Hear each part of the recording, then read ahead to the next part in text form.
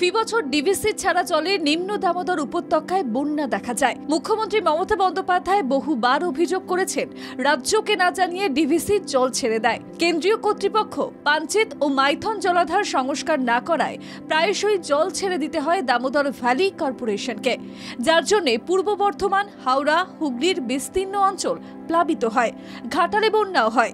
গতবারও সেই ভয়াবহ ছবি দেখা যায়। বিস্তীর্ণ এলাকা চাষের জমি, পুকুর, বাড়ি জলের তলায় চলে যায়। প্রশ্ন ওঠে, কেন্দ্রীয় সরকার কেন পলি তুলে জলাধার সংস্কার করছে না? এই অবস্থায় ফের মাইথন ও পাঞ্চেত জলাধার থেকে জল ছেড়েছে ডিভিসি। দেখা যায় মাইথন জলাধার থেকে প্রায় 10,000 কিউসেক জল ছাড়া হয়েছে। এছাড়াও পাঞ্চেত জলাধার থেকে জল ছাড়া হয়েছে 30,000। মোট 40,000 কিউসেক জল ছাড়ার ফলে দামোদর নদ সহ রাজ্যের বিভিন্ন নদীতে জলস্ফীতি দেখা দিয়েছে। আলিপুর আবহাওয়া দপ্তরের তরফে জানানো হয়েছে, দক্ষিণবঙ্গে সোমবার থেকে কমবে বৃষ্টির পরিমাণ।